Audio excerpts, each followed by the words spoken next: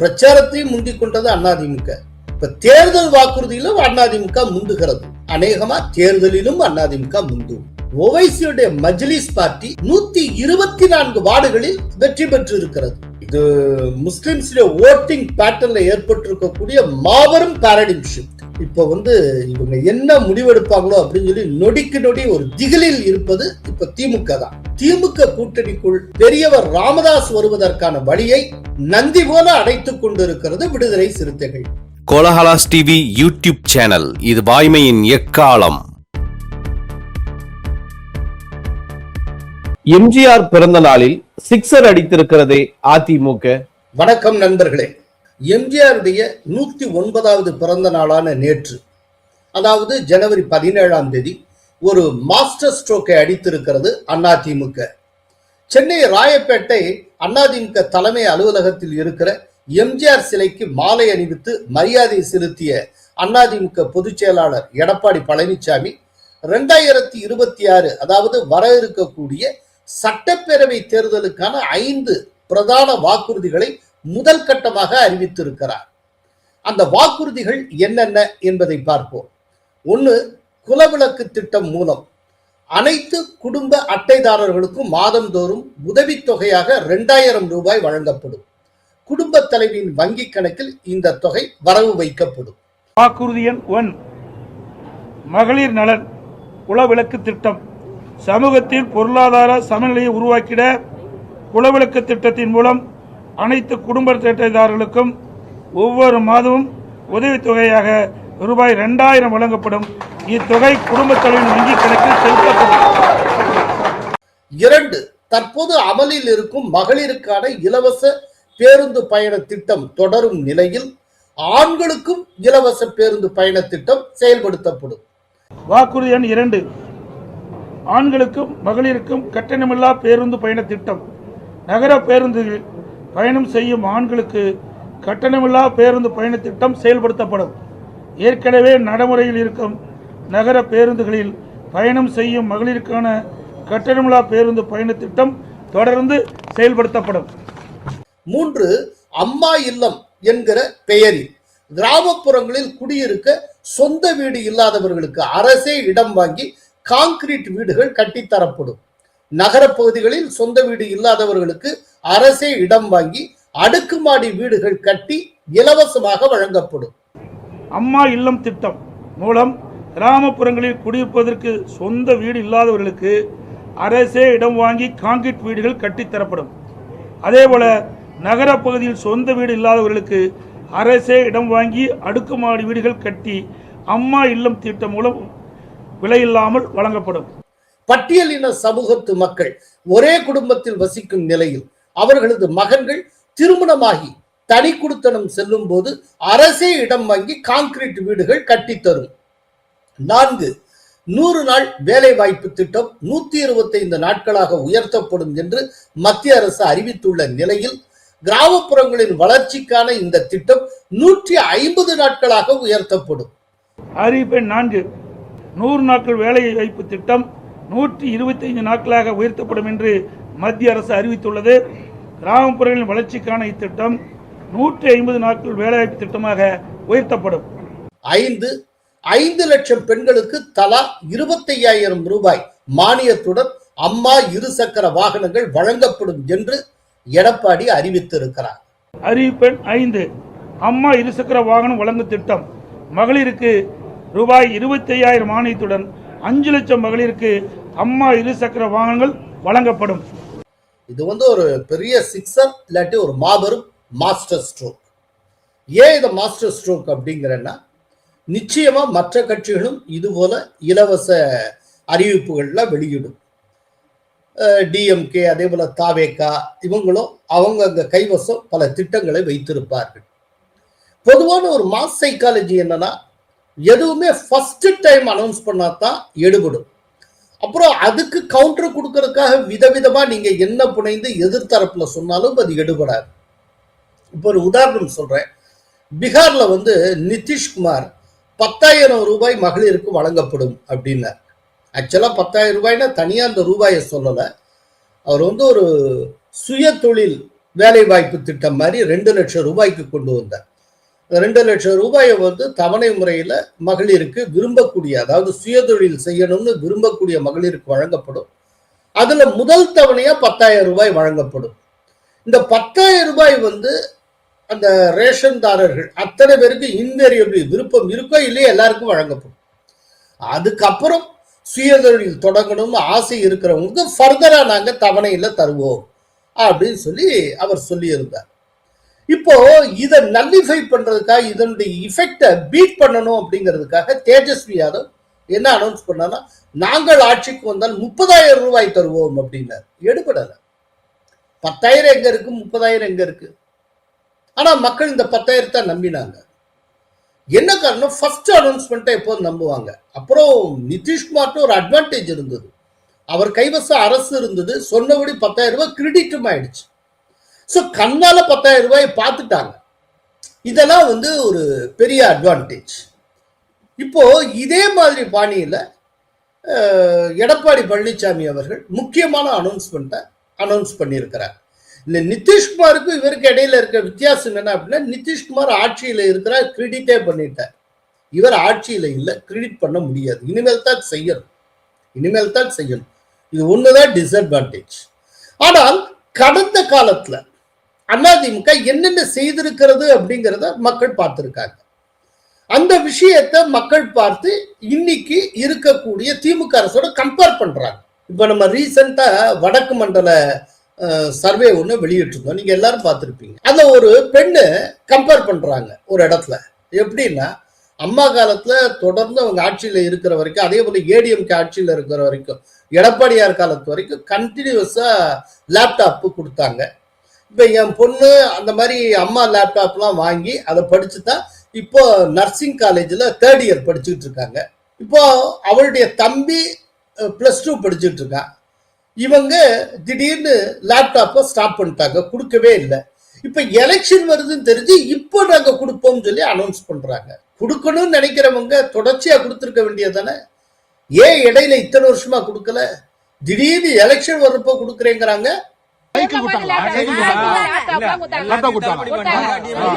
சின்ன பொண்ணு 12வது முடிச்சுட்டு நர்சிங் முடிச்சுட்டா எங்க சின்ன பையன் காலேஜ் படிக்கிறான், இப்பதான் லேப்டாப் அறிவிச்சுக்கிறாங்க.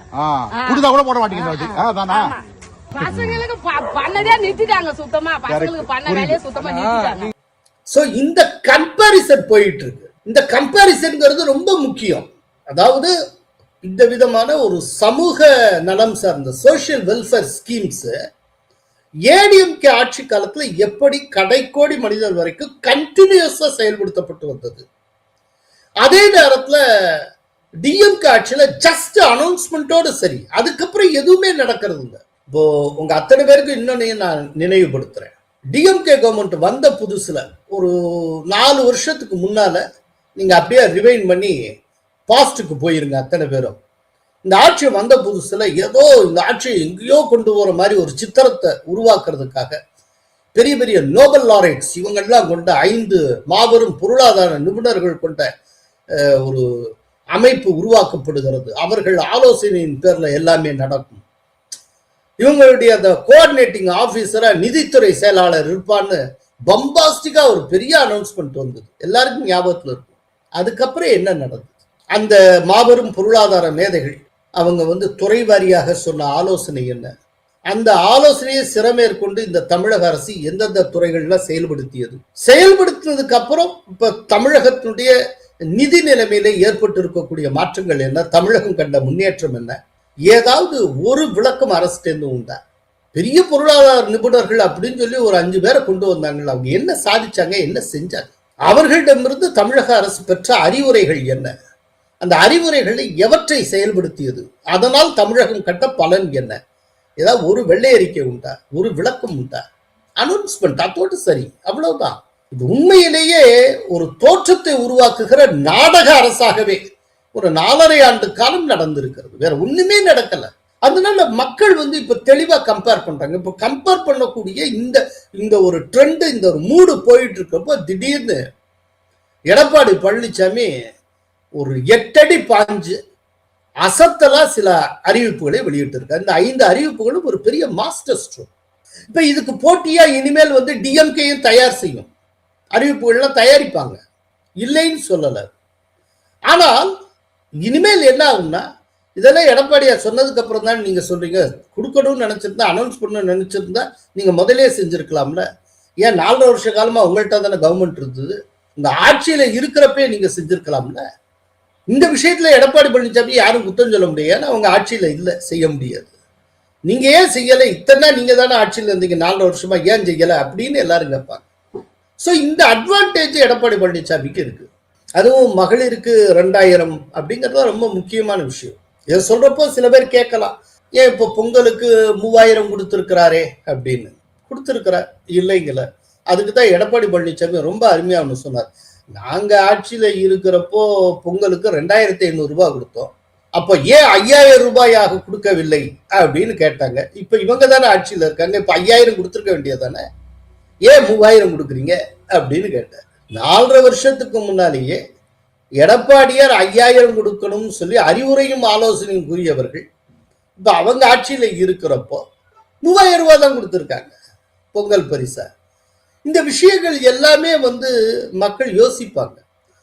ஏகப்பட்ட மக்கள் நல திட்டங்களை நிறுத்திட்டாங்க. அம்மா கேன்டீன் ஒழுங்கா போற மாதிரி நடக்கிற மாதிரி தெரியல. அதே போல ஜெயலலிதா கொண்டு வந்த சமூக நல திட்டங்கள் பல விஷயங்கள் ஸ்டாப் பண்ணிட்டாங்க. இதை மக்கள் யாருமே எதிர்பார்க்கலாம். இந்த சமூக நல திட்டங்களை கண்டினியூ ஆகும் அப்படின்னு எதிர்பார்த்தாங்க. இதுல நேற்றுக்கு பேசுறப்போ செய்தியாளர்கள்ட்ட ஒரு முக்கியமான விஷயத்தை எடப்பாடியார் சொல்லியிருக்கிறார். செய்தியாளர்கள் என்ன சொல்றாங்கன்னா, இவ்வளவு இலவச திட்டம் அது இதுன்னு நீங்க சொல்றீங்க, நிதிக்கு எங்க போவீங்க, கடன் சுமை அதிகமாகாதா அப்படின்னு.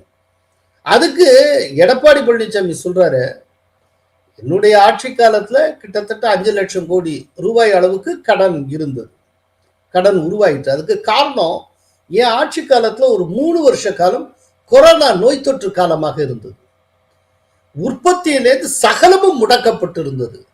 நிதி வருவாயே இல்லாத காலம், நிதி வருவாய் இல்லாத காலம். அதுல கொரோனாவுக்காக 40,000 கோடி ரூபாய் நாங்கள் செலவழித்தாக வேண்டிய கட்டாயம் இருந்தது.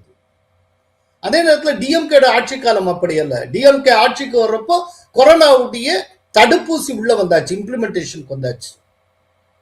படிப்படியா கொரோனா குறைஞ்சு, கொரோனான்னு ஒன்று இருந்ததையே நம்ம மறந்த காலம் டிஎம்கே ஆட்சி காலம். ரொம்ப வசதியான ஒரு காலகட்டத்தில் டிஎம்கே ஆட்சியை பிடித்தது. மிக மிக சவாலான காலத்தில் எடப்பாடியார் ஆட்சியில் இருந்தார். சோ அன்னைக்கு எடப்பாடியார் ஆட்சியில் இருந்த காலத்துல நாட்டுள்ளே எடப்பாடியார், உலகத்துல இருக்க எந்த நாடுமே வருமானமற்றுத்தான் இருந்தது. வருவாய்க்கான அத்தனை வழிகளும் மூடப்பட்டு இருந்தன. ஒவ்வொரு அரசாங்கத்திட்டம் இருந்த சேவிங்ஸ் முதற்கண்டு எல்லாமே கொரோனா தடுப்புக்கு செலவிடப்பட்டன. பிரையாரிட்டியா மாறி போச்சு. ஃபர்ஸ்ட் ப்ரையாரிட்டி, செகண்ட் ப்ரையாரிட்டி, ஒவ்வொரு கவர்மெண்ட் இருக்கும்ல, திடீர்னு எல்லா ப்ரையாரிட்டியும் மாறி அத்தனை அரசு, உலகத்தில் இருக்க எல்லா ராஜ்யங்களுக்குமே ஃபர்ஸ்ட் ப்ரையாரிட்டி கொரோனா தடுப்பு என்பதாக மாறியது. அந்த காலகட்டத்தில் எடப்பாடி பழனிசாமி ஆட்சி செய்தார். 40,000 கோடி செலவழிச்சிருக்காங்க. அப்படி இது பண்ணியே நாங்க அவ்வளவுதான் கடன். ஆனால் இன்றைக்கு இவர்கள் 4.5 ஆண்டு காலம் கொரோனா இல்லாத காலத்துல 5 லட்சத்துக்கு மேல மிக அதிகமாக கடனை வாங்கி இருக்கிறார்கள். அப்படிங்கிறப்போ நாங்க எப்படி இவ்வளவு குறைவா கடனை வாங்கினா, இவங்க எப்படி இவ்வளவு அதிகமா கடனை வாங்கினாங்கன்னா, நிர்வாகத்திறன் இல்லை. அதனால எந்த விதமான இலவச திட்டம் இருந்தாலும் சரி, நிர்வாகத்திறனுடன் ஆட்சியை நடத்தினால் நிதி நிலைமை சமாளிக்க முடியும். நிர்வாகத்திறனே இல்லாமல் நீங்கள் ஆட்சியை நடத்தினால் ரொம்ப சாதகமான காலத்துல கூட சரியா நிர்வகிக்காம தொடர்ந்து நீங்க கடனைத்தான் வாங்கிட்டு இருப்பீங்க அப்படின்னு சொல்லி எடப்பாடி பழனிசாமி அவர்கள் கூறியிருக்கிறார். அதுதான் நான் சொல்றேன்ல, நிர்வாக திறமை இருந்தால் எல்லாமே சமாளிக்கலாம். நிர்வாக திறமையற்ற இருக்கின்ற பொழுதுதான் இந்த கடன் சுமை அதிகரித்துக் கொண்டே இருக்கின்றது.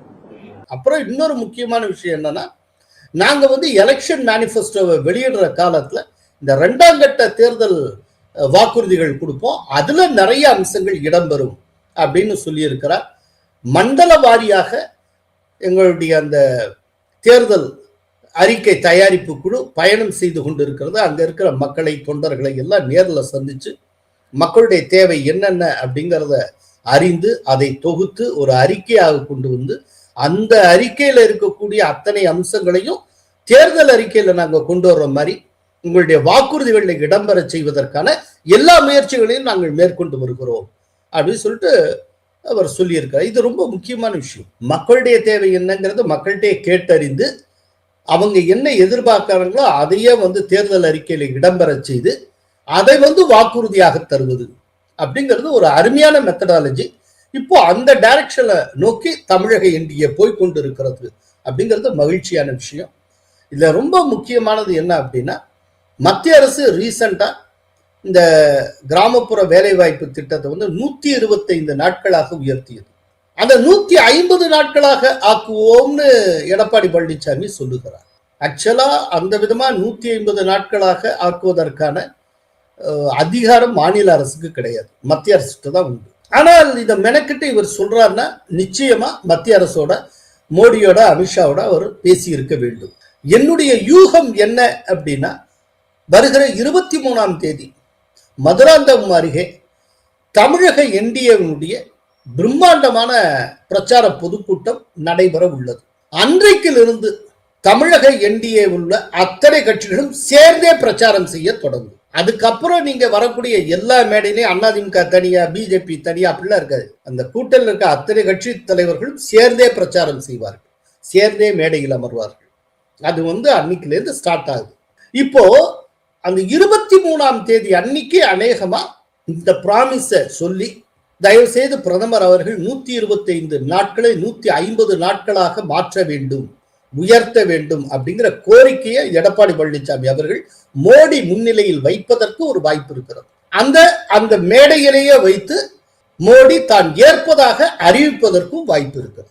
இதெல்லாம் மைண்ட்ல வச்சுதான் 125 150ஆக உயர்த்துவதற்கு நாங்கள் பாடுபடுவோம் அப்படின்னு சொல்லி எடப்பாடி சொல்லி இருக்கிறார் அப்படின்னு நான் கருதுகிறேன். ஸோ மொத்தத்துல ஒரு அருமையான ஒரு முயற்சி. இன்னைக்கு தேதிக்கு தமிழக என்டிஏ ஒரு டாப் கியர்ல போயிட்டு இருக்கு. ஆல்ரெடி நீங்க பிரச்சாரத்தை எடுத்துக்கங்க. முதல்ல பிரச்சாரத்தை ஆரம்பிச்சார் எடப்பாடியார் தான். கிட்டத்தட்ட 180 190 தொகுதிகள் வரைக்கும் அவர் முடிச்சாச்சு. இப்ப அடுத்த ரவுண்டு பிரச்சாரத்தை அவர் ஆரம்பித்து விட்டார். அவருக்கு பிறகு விஜய் பிரச்சாரத்தை தொடங்கினார். இந்த 2 பேரோடய கம்பேர் பண்ணா இன்னும் டிஎம்கே தலைமை சரியான முறையில பிரச்சாரத்தை தொடங்கவே இல்லை. சோ பிரச்சாரத்தையும் முந்திக் கொண்டது அதிமுக. இப்ப தேர்தல் வாக்குறுதியிலும் அதிமுக முந்துகிறது. அநேகமா தேர்தலிலும் அதிமுக முந்தும், தேர்தலும் தமிழக என்டிஏ முந்தும் அப்படிங்கிறதுக்கான ஒரு பாசிட்டிவான சமிக்கையாக நாம் இதை பார்க்கலாம். திமுக அரசின் மகளிர் உரிமை தொகைக்கும் எடப்பாடியார் அறிவித்திருக்கக்கூடிய குலவிளக்கு திட்டத்துக்கும் என்ன வித்தியாசம்? எஸ், ஃபர்ஸ்ட் அப்ரோச்ல ஒரு முக்கியமான வித்தியாசம் இருக்கு. ரெண்டாவது அது உள்ளடக்கத்திலையும் வித்தியாசம் இருக்கு. முதல்ல உள்ளடக்கத்தை பேசுவோம். உள்ளடக்கத்துல என்ன வித்தியாசம் அப்படின்னா, டிஎம்கே அனௌன்ஸ்மெண்ட் வந்தப்போ இதுக்கு மகளிருக்கு இந்த தகுதி இருக்கணும், தகுதி பெற்ற மகளிருக்கு இவ்வளவு, அப்புறம் இந்த மகளிருக்கு கிடையாது அப்படின்னு சொல்லி வடிகட்டி கொடுத்தாங்க. அதனால அது அமல்படுத்தப்பட்ட காலத்திலேயே லட்சம் மகளிர் எங்களுக்கு கிடைக்கல அப்படிங்கிற ஒரு கம்ப்ளைண்ட் வந்தது. அதுக்கப்புறம் திரும்பவும் இந்த மாதிரி வடிகட்டினவங்கள இல்லைன்னு சொன்னவங்கள ஒரு சில பேருக்கு கொடுக்க முடியுமா அப்படின்னு முயன்று பார்த்தார்கள். இவ்வளவு பிரச்சனை இருந்தது. ஆனால் எடப்பாடியார் அனௌன்ஸ் பண்ணியிருக்கிறதுல இருக்கக்கூடிய முக்கியமான விஷயம் என்னன்னா, ரேஷன் கார்டுதாரர்கள், ஒவ்வொரு ரேஷன் கார்டுதாரர்களுடைய குடும்ப தலைவிக்கு 2000 ரூபாய் வழங்கப்படும். இல்ல தகுதி பெற்ற மகளிர், தகுதி இல்லாத, அதுல எதுவும் கிடையாது. குடும்ப தலைவிக்கு 2000 ரூபாய் அவங்க அக்கௌண்ட்ல வரவு வைக்கப்படும். சரி, அதுக்கப்புறம் ரொம்ப முக்கியமான வித்தியாசம், டிஎம்கேல அவங்க இந்த ஸ்கீம் கொடுத்திருக்க பேரும் ஏடிஎம்கே கொடுத்திருக்க பேரையும் பாருங்க. ஏடிஎம்கேல அதை குலவிளக்கு அப்படிங்கிறாங்க. பெண்களை எப்படி பார்ப்பது அப்படிங்கிற அந்த பார்வைக்கு இது ஒரு சான்று. இதுதான் ஒரு பாரதிய பார்வை. தாய் குலம் அப்படிங்கிறது, குல விளக்குங்கிறது, இது ஒரு மகளிரை அதிமுக எப்படி வியூ பண்ணுது அப்படிங்கிறதுக்கான ஒரு பார்வை. அதே நேரத்துல டிஎம்கே எப்படி பாக்குறாங்க, அவங்க ரொம்ப தீவிர பெரியாரிஸ்டுகள். சனாதனத்தை ஒரு டெங்குவை ஒழித்தது போல, மலேரியாவை ஒழித்தது போல சனாதனத்தை ஒழிப்போம்னு சொல்லக்கூடியவர்கள் இருக்கிற கட்சி. அவங்க எப்படி மகளிரா பாக்குறாங்க. மகளிர் உரிமை தொகை, அவங்களுக்கு பாத்தியப்பட்ட தொகை அவங்களுக்கு தூக்கி கொடுக்குறோம், அவ்வளவுதான், முடிஞ்சது. ஆனால் இங்க அப்படி இல்லை. அந்த தொகையை இரட்டிப்பாகிறது. அதே நேரத்துல பெண்களை மரியாதை செய்யக்கூடிய விதத்துல அந்த ஸ்கீமுடைய பெயரும் மாறுகிறது. பெண்களை குல விளக்காக பார்ப்பது, இதெல்லாம் ரொம்ப ஒரு அருமையான, ரொம்ப ஒரு ஷார்ப்பான விஷயம். இது ஏடிஎம்கேக்கும் டிஎம்கேக்கும் சித்தாந்த அடிப்படையிலேயும் பார்வை அடிப்படையிலே இருக்கக்கூடிய வித்தியாசத்தை இந்த ரெண்டுடைய பெயர்லயே நீங்கள் புரிந்து கொள்ளலாம். இதுதான் இந்த குலவிளக்காக பெண்களை பார்க்கறத எம்ஜிஆருடைய பார்வை. இது ஆக்சுவலா ஒரு பாரதிய பார்வை, ஒரு ஒரு இந்தியன்னஸோட இருக்கக்கூடிய பார்வை. இது முன்னால ஒரு ஆய்வாளர் சொல்லியிருப்பாரு, என்னன்னா டிஎம்கேக்கு ஏடிஎம்கேக்கு என்ன வித்தியாசம்னா, ஒரு திமுகவை போல தேசியத்தையோ தேசிய ஒருமைப்பாட்டையோ இந்திய இறையாண்மையோ அதிமுக எப்போதுமே எதிர்த்தது கிடையாது. அது அதிமுக டிஎன்ஏலே அப்படி கிடையாது. அதுக்கேற்றபடியே பாத்தீங்கன்னா அந்த அதிமுகவுடைய முன்னோட்டாக அகில இந்திய என்கிற பெயரை எம்ஜிஆர் சேர்த்தார். இந்த அகில இந்திய என்கிற அந்த பிரிஃபிக்ஸ் மூலமா தேசிய நீரோட்டத்துல திராவிட விழுமியங்களின் வழி வந்து அதிமுகவை எம்ஜிஆர் இணைத்தார் அப்படின்னு சொல்லி ஒரு ஆய்வாளர் சொன்னார். ஆக்சுவலா இந்த ஒரு தேசிய மாண்பு, இந்த தேசிய நீரோட்டத்தோட ஏடிஎம்கேங்கிற திராவிட கட்சியை இணைத்தது, இதனுடைய கல்மினேஷன் தான் பிராமண சமூகத்தில் பிறந்த ஒருவர் ஜெயலலிதா கிட்டத்தட்ட 30 ஆண்டுகளுக்கு மேலாக அதிமுகவுடைய தலைமை பொறுப்பில் இருந்தது. இந்த விதமான விஷயத்தை நீங்க டிஎம்கேல நினைச்சு கூட பார்க்க முடியாது. ஆனா அதிமுகல அதுக்கான ஸ்பேஸ் இருக்கும், அதற்கான சாத்தியங்கள் உண்டு, அந்த பிளெக்சிபிலிட்டி அதிமுகல இருக்கும். இப்போ இதெல்லாம் மனசுல உள்வாங்கிட்டு இந்த பேரை பாருங்க, உங்களுக்கு புரியும் ஏன் குலவிளக்கு திட்டம்னு சொல்றாங்க. மகாராஷ்டிர மாநகராட்சி தேர்தல் தரும் மெசேஜ் என்ன? அதாவது மகாராஷ்டிர மாநகராட்சி தேர்தலுடைய ரிசல்ட் தரக்கூடிய செய்தி என்ன அப்படிங்கிறது தொடர்பா பல கோணத்துல நம்ம பேசியிருக்கோம். ஆனால் ரொம்ப ரொம்ப ஒரு முக்கியமான மெசேஜ் ஒன்று இருக்கு, சட்டில் மெசேஜ், ரொம்ப ஆச்சரியமான ஒரு மெசேஜ். இந்த ரிசல்ட் வர்றதுக்கு முன்னால வரைக்கும் முஸ்லிம்ஸுடைய ஓட்டிங் பேட்டர்ன் எப்படி இருக்கும் அப்படிங்கிறது பற்றி கருத்து கணிப்பு ஆய்வாளர்கள், அரசியல் விமர்சகர்கள் எல்லோரும் என்ன நினைச்சிட்டு இருந்தாங்கன்னா, முஸ்லிம்ஸ் வார்டு வைஸ் ஸ்ட்ராட்டஜிக்கா ஓட்டு போடுவாங்க அப்படின்னு தான் நினைச்சாங்க. இப்போ நம்ம ரீசெண்டா கொண்டு வந்த காணொலியிலேயே ஜேவிசி ஸ்ரீராம் அதை சொல்லியிருப்பார், வார்டுக்கு வார்டு அவங்க ஸ்ட்ராட்டஜிக்கா ஓட்டு போடுவாங்க அப்படின்னு. ஆனா உண்மை என்னன்னா ஸ்ட்ராட்டஜிக்கா ஓட்டு போடல. இது யாருமே எதிர்பார்க்கல, ரொம்ப ஆச்சரியம். இப்ப ஸ்ட்ராட்டஜிக்கா ஓட்டு போடுறதுன்னா என்ன, யாரை பொது எதிரி என்று கருதுகிறார்களோ அந்த பொது எதிரிக்கு எதிராக ஃபைட் கொடுக்கக்கூடிய நபருக்கு தங்களுடைய வாக்குகளை செலுத்துவது. இதுதான் அண்மை காலமா முஸ்லிம்ஸ் கையாண்டு வந்த ஒரு ஸ்ட்ராட்டஜிக் ஓட்டிங். ஒரு உதாரணம் சொல்றேன். இப்போ டெல்லி சட்டப்பேரவை தேர்தலை எடுத்துப்போம். டெல்லியில இன்னைக்கு பிஜேபியோட ஃபைட் பண்ணக்கூடிய இடத்துல இருக்கிறது ஆம் ஆத்மி தான். காங்கிரஸ் டெசிமேட் ஆயிடுச்சு. இப்போ காங்கிரஸுக்கு அத்தனை முஸ்லிம்ஸ் ஓட்டு போட்டால் அந்த ஓட்டு வேஸ்டா போகும். ஏன்னா இவ்வளவு ஓட்டை வாங்கினாலும் காங்கிரஸ் ஜெயிக்க போறது இல்லை. அதுக்கு பதில் ஆம் ஆத்மிக்கு அத்தனை பேர் ஓட்ட போட்டால் ஒருவேளை ஆம் ஆத்மி ஜெயிக்கும், அதன் மூலமா பிஜேபியை தள்ளி வைக்கலாம், பிஜேபியை ஆட்சிக்கு வரவிடாமல் தடுக்கலாம். சோ அந்த மாதிரியான இடத்துல முஸ்லிம்ஸ் அத்தனை பேரும் ஆம் ஆத்மிக்கு போடுவது. இப்ப பீகார் எடுத்துப்போம்.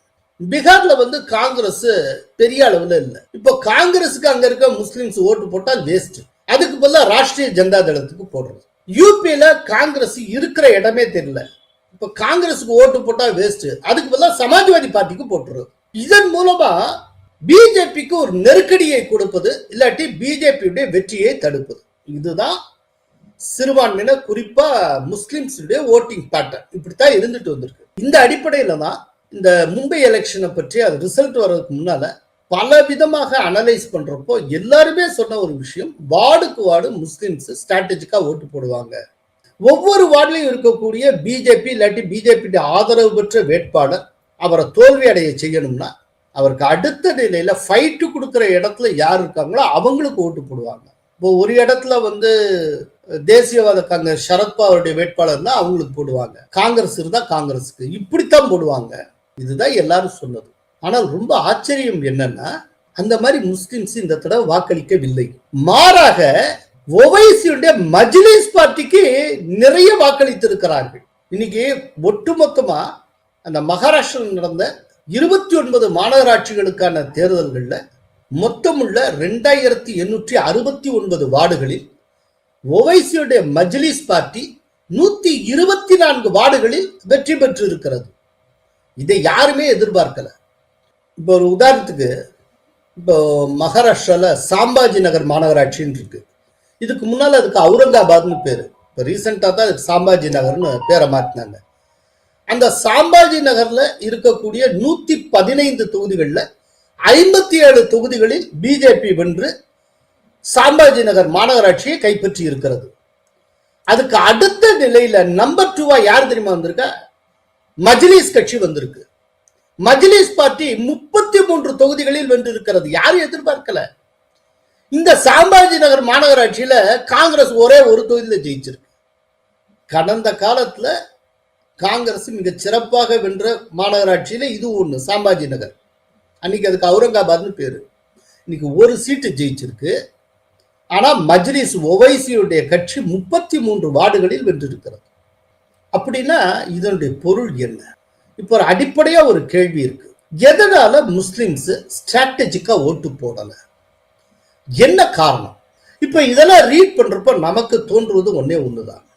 தொடர்ந்து ஸ்ட்ராட்டஜிக்கா போடுறதுன்னே கற்பனை பண்ணிட்டு வாக்கு வங்கி அரசியலுக்காக தங்களை தொடர்ந்து பயன்படுத்தி வருகிற கட்சிகளிடம் இனிமேலும் ஏமாந்து விடக்கூடாது அப்படிங்கிற முடிவுக்கு முஸ்லிம்கள் வந்திருக்கிறார்கள். தொடர்ந்து இவங்க வாக்கு வங்கி அரசியலுக்காக பயன்படுத்திட்டு இருக்காங்க. அதுக்கு மேல எதுவுமே செய்யறது இல்லை. சோ இந்த வாக்கு வங்கி அரசியல் வந்து வெளியேற வேண்டும், வாக்கு வங்கி அரசியல் வந்து விடுதலை பெற வேண்டும் அப்படின்னா இதனுடைய தொடர்ச்சியான சிந்தனை என்னன்னா, பிஜேபி வென்றுவிடக் கூடாது என்றால் இன்னாருக்கு வாக்களிப்பது அப்படிங்கிற அந்த கண்ணோட்டத்திலிருந்தே விடுபட்டு பிஜேபி ஜெயிக்கிறதோ தோற்கிறதோ அதை பத்தி கவலை இல்லை, நாம யாருக்கு ஓட்டு போடணும் அப்படிங்கிறது மட்டும்தான் இனி முக்கியம் அப்படிங்கிற முடிவுக்கு முஸ்லிம்கள் வந்திருக்கிறார்கள். சோ தங்களுக்கான கட்சி எது அப்படின்னு இப்ப பார்க்க தொடங்கி இருக்கிறார்கள். இதுக்கு முன்னால வரைக்கும் பிஜேபியை ஜெயிக்க விடாமல் செய்வதற்கு யாருக்கு வாக்களிக்கணுங்கிற கண்ணோட்டத்துல பார்த்து வந்தார்கள். அப்படி பார்த்த முஸ்லிம்ஸ் இப்போ பிஜேபியின் வெற்றியை பற்றி கவலைப்பட தயாராக இல்லை. மாறாக தங்களுக்கு உண்மையிலேயே குரல் கொடுக்கக்கூடியவர்கள் யார், இன்னொன்னு தங்களுடைய கட்சி என்பது எது, இந்த கண்ணோட்டத்துல பார்க்க ஆரம்பித்திருக்கிறார். அது காங்கிரஸா இருக்கலாம், சமாஜ்வாதி பார்ட்டியா இருக்கலாம், ஆர்ஜேடியா இருக்கலாம், எதுவா வேணாலும் இருக்கலாம், அல்ல செக்குலர் பார்ட்டி. அதனுடைய தலைமை ஒரு ஹிந்துவாகத்தான் இருப்பார். சோ ஒரு ஹிந்துவின் தலைமையில இருக்கக்கூடிய மதசார்பற்ற ஒரு கட்சிக்கு தான் அவங்க வாக்களிச்சுக்கிட்டே இருந்தாங்க.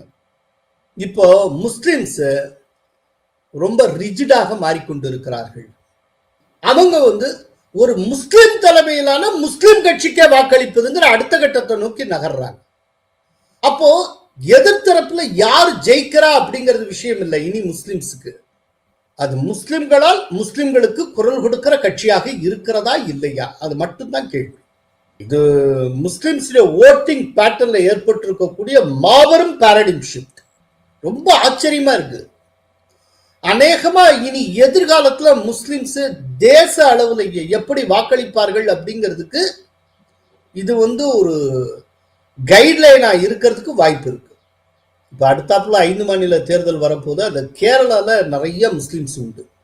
இப்ப கேரளத்துல முஸ்லிம்ஸ் எப்படி வாக்களிக்க போறாங்கிறத நம்ம பொறுத்து இருந்து பார்க்கணும். ஆனால் ஒரு விஷயம், இப்ப பாத்தீங்கன்னா இந்தியன் யூனியன் முஸ்லீம் லீக் இருக்கு, IUML, அது கேரளத்துல காங்கிரஸோட அலையன்ஸ்ல இருக்கு. ஆனால் கேரளத்துல எப்போதுமே மஜ்லிஸ் கட்சி போட்டியிடாது. இப்ப அதனால இந்த பேட்டர்ன் கேரளால ரிஃப்ளெக்ட் ஆகும்னு எனக்கு தோணலாம். ஏன்னா அங்க முஸ்லிம்ஸ்க்கான ரெப்ரசன்டேஷன் IUML இருக்கு, அவங்க தான் சோல் அண்ட் ஓல் ரெப்ரசன்டேஷன். அந்த இடத்துக்குள்ள மஜ்லிஸ் கட்சியே வராது. நான் ரொம்ப முன்னாலேயே இந்த அப்சர்வேஷனை சொல்லியிருக்கேன். ஒவைசியுடைய மஜ்லிஸ் கட்சியுடைய அந்த பிரசன்ஸ் எங்க இருக்குங்கிறதுல ஒரு தெளிவு இருக்கு அவங்கள்ட்ட. எந்த இடத்துல ஆல்ரெடி ஒரு முஸ்லிம் கட்சியுடைய ஸ்ட்ராங் ரெப்ரசன்டேஷனும் பிரசன்ஸும் இருக்கோ அந்த இடத்துக்குள்ள மஜ்லிஸ் பார்ட்டி உள்ளே போகாது. அவங்களுடைய மோனோபலியில இது டிஸ்டர்ப் பண்ணாது. எங்க ஒரு முஸ்லிம் கட்சியுடைய ரெப்ரசன்டேஷன் பெரிய அளவில் இல்லையோ அங்க வந்து அந்த ஸ்டேட்டுக்குள்ள நுழையிறதுக்கு மஜ்லிஸ் கட்சி முயற்சி செய்யும். ஏன் அப்படின்னா ஒவைசியுடைய பார்வை என்ன அப்படின்னா, எல்லா இந்தியாவில் இருக்க அத்தனை முஸ்லிம்ஸும் முஸ்லிம் தலைமையில் அமைந்திருக்கக்கூடிய ஒரு முஸ்லிம் கட்சிக்கு பின்னாலே இருக்க வேண்டும், இல்லாட்டி ஏதாவது ஒரு முஸ்லிம் கட்சிக்கு பின்னால இருக்கும். அப்படி இருந்து அப்படி நாம ஜெயிச்சு வந்தால் மட்டும்தான் அதிகாரத்துக்கு நெருக்கமாக இருக்க முடியும், இல்லாட்டி அதிகாரத்தில் உள்ளவர்களுடன் நாம் பேரம் பேச முடியும். இந்தியாவில் இருக்க முஸ்லிம்ஸ் அத்தனை பேரும் ஒரு செக்குலர் பார்ட்டிக்கு ஓட்டு போட்டுக்கிட்டே இருந்தால் அந்த செக்குலர் பார்ட்டி லார்ஜர் இன்ட்ரெஸ்ட் அப்படிங்கிற பேர்ல எல்லோருக்குமான நலனை பற்றி மட்டும்தான் பேசுமே ஒழிய முஸ்லிம்களின் நலனை பற்றி மட்டுமே பேசிக் கொண்டிருக்காது. எனவே முஸ்லிம்களுக்கான முஸ்லிம் தலைமையிலான கட்சியில் அணி திரள வேண்டும் அப்படிங்கிறது தான் அந்த ஒன்லைனர் தான் மஜ்லிஸ் கட்சியினுடைய ஒவைசியினுடைய ஸ்ட்ராட்டஜி, பேசிக் ஸ்ட்ராட்டஜி அதுதான். அதனால்தான் அவர் முஸ்லிம் தலைமையிலான முஸ்லிம் கட்சியினுடைய ரெப்ரசன்டேஷன் எந்த ஸ்டேட்ல இல்லையோ அங்கேயே அவர் ஊடுருவார், அங்க தன்னை நிலைநிறுத்திக் கொள்ள முயற்சி செய்வார். அது ஆல்ரெடி இருக்கிற ஸ்டேட்டுக்குள்ள அவர் போகவே மாட்டார். சோ அதனால மஜ்லிஸ் பார்ட்டி கேரளத்துக்குள்ள வர்றதுக்கு வாய்ப்பு இல்லை. அதனால இந்த பேட்டர்ன் இப்போ செட்டா இருக்கக்கூடிய மகாராஷ்டிரா செட்டான இந்த பேட்டர்ன் கேரளால எதிரொலிக்காது. மற்ற எப்படி எங்க எதிரொலிக்குது அப்படிங்கிறத நம்ம பொறுத்திருந்து பார்க்கணும். ஆனால் ரொம்ப ஒரு வித்தியாசமான ஒரு தேர்தல் முடிவு. அதே போல இன்னொன்று, நேற்றைக்கு காணொலியில ராஜகோபாலன் ஒன்று சொல்லியிருந்தார், ரொம்ப அருமையா ஒரு விஷயம் சொல்லியிருந்தார். பிஜேபியோட அலையன்ஸ் வைத்த காரணத்தினால ஏக்நாத் ஷிண்டே கொடியேற்றி பறக்கிறார், அதே நேரத்தில் உத்தவ் தாக்கரே அவர் அடையாளமற்று போய்விட்டார். அவர் ரெலவன்ஸே இல்லாம போச்சு. அதே போல அஜித் பவார் ஓரளவு கை ஓங்கி இருக்கிறது, ஆனால் சரத்பவார் இரலவென்ட் ஆகிவிட்டார். அதே போல இப்ப பிஜேபியோட அலையன்ஸ் வச்சதுனால எடப்பாடிக்கு ஒரு உயர்வு இருக்கும். அலையன்ஸ் வைக்காமல் போனால் ஓபிஎஸ் இரலவென்ட் ஆகி விடுவார் அப்படிங்கிற மாதிரி அவர் சொல்லியிருந்தார். இப்ப மகாராஷ்டிரா எலெக்ஷன் படியே பார்ப்போம், அந்த ரிசல்ட் படி பார்க்கலாம். அங்க இருக்கக்கூடிய மொத்தமுள்ள 2169 வார்டுல ஏக்நாத்தினுடைய சிவசேனை 399 வார்டுகளில் வென்றிருக்கிறது. ஆனா அதே நேரத்தில் உத்தவ் சிவசேனை 155 வார்டுகள் ஜெயிச்சிருக்கு. அதே போல அஜித் பவார் எடுத்துக்கோங்க, அஜித் பவாருடைய தேசியவாத காங்கிரஸ் 167 வார்டுகள்ல ஜெயிச்சிருக்கு. சரத்பவாருடைய சிவசேனை வெறும் 36 வார்டுகள்ல ஜெயிச்சிருக்கு. அப்படின்னா யாருடைய கை ஓங்கி இருக்கிறது, அவர்கள் யாருடன் சேர்ந்ததால் ஓங்கி இருக்கிறதுங்கிறத நீங்க புரிஞ்சுக்கலாம். யாருடன் கூட்டணி முடிவெடுத்து விட்டாரா ராகுல்? ராகுல் முடிவெடுப்பதற்காக பேசிக் கொண்டிருந்தார். நேற்றுக்கு மாலை 4 மணிக்கு தமிழக காங்கிரஸ் முக்கிய தலைவர்கள் அத்தனை பேரையும் வர சொல்லியிருந்தார். மல்லிகார்ஜுன கார்கே, ராகுல் காந்தி, அதே போல தமிழக காங்கிரஸ் மேலிட பொறுப்பாளர் கிரீஷ் சோதங்கர், இவர்கள் எல்லாம் வந்திருந்தார்கள். அப்புறம் காங்கிரஸ் முக்கிய தலைவர்களான ப. சிதம்பரம், அவருடைய மகன் கார்த்தி சிதம்பரம், மாணிக்கம் தாக்கூர், அப்புறம் டாக்டர் விஷ்ணு பிரசாத், ஜோதிமணி, இப்படி எல்லாருமே பங்கேற்றார்கள். மொத்தம் 39 பேர் பங்கேற்றிருக்கிறார்கள். இதுல ரொம்ப முக்கியமான ஹைலைட் என்ன அப்படின்னா, 39 பேரையும் ராகுலும் மல்லிகார்ஜுன கார்கேயும் தனித்தனியாக சந்தித்து பேசியிருக்கிறார். ஏன்னா எல்லாருக்கும் முன்னாலே எல்லாரும் பேசுறதுக்கு தயக்கம் காட்டுவாங்க, மனசுல நினைச்சதை சொல்ல யோசிப்பாங்க. சில பேர் தான் சொல்ல நினைச்ச மற்றவங்களுக்கு தெரியக்கூடாதுன்னு கூட நினைக்கலாம். அதனால அந்த கான்பிடென்ஷியாலிட்டியை மெயின்டைன் பண்ணும், அவங்களுக்கு ஒரு பிரைவசி இருந்தால்தான் மனசுல என்ன நினைக்கிறாங்கிறது கரெக்டா வரும். அப்படிங்கிறதுக்காக 39 பேரிடமும் ராகுலும் மல்லிகார்ஜுன கார்கேயும் தனித்தனியாக அழைத்து பேசியிருக்கிறார். இப்போ தமிழக காங்கிரஸ்ல இருக்கக்கூடிய முக்கிய தலைவர்கள் மனதில் என்ன எண்ணம் ஓடிக்கொண்டிருக்கிறது அப்படிங்கிறது ராகுலுக்கும் கார்கேக்கும் நன்றாக தெரியும். அடிப்படையில 3 விதமான லைன் இருக்கு. ஒன்னு, போன 2021 25 தொகுதியில் தான் காங்கிரஸ் நின்றது. குறைந்தது 45 தொகுதியில நிற்கணும், அதிக தொகுதிகளை கேட்டு பெற வேண்டும். இது ஒரு லைன். இன்னொன்று, ஆட்சி அதிகாரத்தில் பங்கு வேண்டும் அப்படிங்கிறது தேர்தலுக்கு முன்பாகவே அறிவிக்க வேண்டும், அதற்கான உத்தரவாதத்தை நாம் பெற வேண்டும். இது 2வது லைன். 3வது, டிஎம்கே உடனேயே கூட்டணி கூடாது, விஜய் பக்கம் நாம் போக வேண்டும் அப்படிங்கிறது 3வது லைன். இப்ப இந்த 3 லைனுடைய ஆதரவாளர்கள் யாரு என்ன எல்லாமே இந்த நேரத்துல ராகுலுக்கும் மல்லிகார்ஜுன கார்கேக்கும் தெரியும். சோ இன்னைக்கு இருக்கிற இந்த தமிழக காங்கிரஸ் மூடு என்ன, டிஎம்கே பக்கமே இருக்கிறதா, இல்லாட்டி சுவிட்ச் ஓவர் ஆறுதா, எதை காங்கிரஸ் விரும்புகிறது அப்படிங்கிற பார்வை ரெண்டு பேருக்கும், ராகுலுக்கும் கார்கேக்கும் ஏற்பட்டு இருக்கும். இதுக்கு மத்தியில அவர் ஆர்கனைசிங் செக்ரட்டரி கே.சி. வேணுகோபால் தெளிவாக ஒன்றை சொல்லி இருக்கிறார். பொது வெளியிலேயோ சமூக ஊடகங்களிலேயோ இந்த கூட்டணியை பத்தியோ மற்ற எதை பத்தியும் பேசாதீங்க. யாருடன் கூட்டணி வைப்பது, என்ன விதமான கூட்டணி வைப்பது, என்ன டிமாண்ட்ஸ் கேட்கறது எல்லாமே மேலிடம் பார்த்து கொள்ளும்.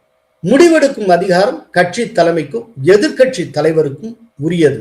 We had a collective meeting in beginning and last, and in between had a one-to-one meeting with each individual leaders who are coming from Tamil Nadu. The leadership patiently listened to all opinions, and leaders were given full opportunity to freely express their views. The meeting has unanimously entrusted Honorable Congress President and Leader of Opposition on taking decisions. நீங்கள் எவரும் இதை பற்றி வெளியில் பேசக்கூடாது அப்படின்னு சொல்லி அறிவுறுத்தி இருக்கிறார். The High Command has issued a clear directive to all leaders to maintain discipline and to refrain from making statements, including social media statements on these matters. இது உண்மையிலேயே டிஎம்கேக்கு ஒரு மிகப்பெரிய கலக்கத்தை உருவாக்கி இருக்கிறது. ஏன்னா கடைசியில சாவியை ராகுல் கையில கொடுத்திருக்காங்க. பீகார்ல அந்த சாவியை வச்சு ராகுல் என்ன செய்தான்னு தெரியும். கூடுதல் தொகுதியில வேண்டாம் வேண்டான்னு சொன்னதை கேட்காமல் கடைசியில கூடுதல் தொகுதியில் தான் போட்டியிடுவது 61 தொகுதிகளில் அவர் போட்டியிட்டார். அவருடைய பிடிவாதத்தினாலேயே அங்க மகாகட்பந்தன் ஒரு கூட்டணி இருந்தும் கூட்டணி சார்பில் எந்த கட்சிக்கு எவ்வளவுங்கிற அந்த தொகுதி பங்கிட்டே அனௌன்ஸ் பண்ண முடியாது. காங்கிரஸ் தனியாக தான் நிற்கும் தொகுதியை அறிவித்துக் கொண்டது. ஒவ்வொரு கட்சியும் மகாகட்பந்தன் ஒவ்வொரு கட்சியும் தனித்தனியாக அறிவித்துக் கொண்டனர். ஆனா அதை அவங்க கூட்டணின்னு சொன்னாங்க. இப்ப மீண்டும் ராகுல் காந்தியிடம் சாவி வந்திருக்கிறது. அவர் எந்த விதமான பூட்டை திறப்பார் அப்படிங்கிறது ரொம்ப முக்கியம். இப்ப நாளைக்கு விஜய் 100 தொகுதி கொடுக்குறேன்னு சொல்லிட்டாருன்னு வச்சுப்போம். ராகுல் காந்திக்கு அந்த எண்ணிக்கை தான் ரொம்ப அட்ராக்ஷனா இருக்கும். நான் ஏற்கனவே சொல்லியிருக்கிறேன், ராகுல் காந்தியோட ஸ்ட்ராட்டஜியை அண்மை காலமா அதிக தொகுதிகளில் வெல்லுவது என்பதை விட அதிக தொகுதிகளில் போட்டியிடுவது என்பதுதான். ஏன்னா நீங்க அதிக தொகுதிகளில் போட்டியிட காங்கிரஸ் பரவலாகும். அந்த கடந்து போன இழந்து போன கடந்த காலத்தை மீட்பதற்கு அது உதவியாக இருக்கும். வேண்டாம், அது தேர்தலில் தோற்கலாம், ஆனால் நீண்ட கால பயன் அப்படிங்கிற அடிப்படையில பார்த்தால் இது புத்திசாலித்தனமான ஸ்ட்ராட்டஜி அப்படின்னு ராகுல் காந்தி நம்புகிறார். அதனால இப்போ சைமல்டேனியஸா சத்தமே இல்லாமல் விஜயிடம் இருந்து ஒரு நம்பர்ஸ் பெறதுக்கு அவங்க முயற்சி பண்ணுவாங்க. நாங்க வர்றோம்னு முடிவெடுத்தா நீங்க எவ்வளவு தருவீங்கன்னு விஜய்கிட்ட திட்டவட்டமா கேட்பாங்க. விஜய் மானாவாரியா அள்ளி கொடுத்தாருன்னா விஜய் பக்கம் போவதற்கு வாய்ப்பு உண்டு. அந்த மாதிரியான சூழ்நிலையில விஜய் பக்கம் காங்கிரஸ் போகலாம். ஆனா அது காங்கிரஸுக்குள்ளேயே செல்வ பெருந்தகை உட்பட பல பேர் ஏற்க மாட்டாங்க. அப்போ காங்கிரஸுக்குள்ளேயே ஒரு பிளவும் நடக்கும். டெல்லி ராஜகோபால் கூட சொல்லியிருக்கிறார். அதாவது டிஎம்கே இருந்து வெளியே வருவது அப்படின்னு ஒரு முடிவெடுத்தால் காங்கிரஸுக்குள்ள பிளவு ஏற்படும் அப்படின்னு சொல்லியிருந்தா அதுக்கு சாத்தியம் இருக்கு, அதுவும் நடக்கலாம். ஸோ மொத்தத்துல இப்போ இவங்க என்ன முடிவெடுப்பாங்களோ அப்படின்னு சொல்லி நொடிக்கு நொடி ஒரு திகிலில் இருப்பது இப்ப திமுக தான். ராகுல் காந்தி என்ன முடிவெடுக்க போறாருன்னு தெரியாது, பயத்துல இருந்துட்டு இருக்காங்க. இதுக்கு மத்தியில கூடுதலா இனிமா கொடுக்கிற மாதிரி இன்னொரு வேலையை பார்த்து இருக்கிறார் விடுதலை சிறுத்தைகள் கட்சியினுடைய முக்கிய தலைவர்களில் ஒருவரான வன்னியரசு. அவர் நேற்றுக்கு ஸ்ரீலூத்தூர்ல பிரஸ் மீட்ல பேசி இருக்கிறார். எங்களுக்கு இரட்டை இலக்கத்தில் தொகுதிகள் வேண்டும், நிறைய ஜெயிச்சாதான் நாங்க ஆட்சி அதிகாரத்துல பங்கு கேட்க முடியும், அதனால இரட்டை இலக்கத்தில் எங்களுக்கு தொகுதிகள் வேண்டும் அப்படின்னு கேட்டு இருக்கிறார். அதோட இன்னொன்னையும் சொல்லி இருக்கிறார், எந்த காரணத்தை கொண்டும் பாமகவுடனும் பாஜகவுடனும் ஒட்டும் கிடையாது, உறவும் கிடையாது, இதில் நாங்கள் உறுதியாக இருக்கிறோம் சொல்லியிருக்கிறார். அப்படின்னா இப்ப டிஎம்கே கூட்டணிக்கு ராமதாஸ் வருவாரான்னு ஒரு யூகம் அடிபடுதல, அந்த யூகம் அடிபட்டு போகிறது. ராமதாஸ விடுதலை சிறுத்தைகள் வர அனுமதிக்காது. இப்ப ராமதாஸ் டிஎம்கே கூட்டணிக்குள்ள அனுமதிக்கப்பட்டால் விடுதலை சிறுத்தைகள் வெளியேறும். விடுதலை சிறுத்தைகள் வெளியேறுவதை ஸ்டாலின் அனுமதிக்க மாட்டார், விரும்பவும் மாட்டார். ஏன்னா தலித்துடைய வாக்கு வங்கி அப்படிங்கிறதுடைய ஒரு அடையாளமாக விடுதலை சிறுத்தைகளை அவர் பார்க்கிறார். அதுக்காக தமிழ்நாட்டில் இருக்க மொத்த பட்டியல் சமூகத்தினுடைய ஏகபோக பிரதிநிதி ரெப்ரசன்டேஷனே விடுதலை சிறுத்தைகள்ங்கிறது கிடையாது. ஏடிஎம்கேலையும் டிஎம்கேலையும் இருக்கக்கூடிய பட்டியல் சமூகத்தினர் எவ்வளவோ அதோட கம்பேர் பண்ணா விடுதலை சிறுத்தைகள் கட்சியில ரொம்ப குறைவாகத்தான் இருப்பார்கள். இருந்தாலும் விடுதலை சிறுத்தைகள் அப்படிங்கிற அந்த கட்சி ஒரு அடையாளம். நம்ம கூட்டணிக்குள்ள ஒரு தலித் ரெப்ரசன்டேஷன் ஒண்ணு இருக்கு.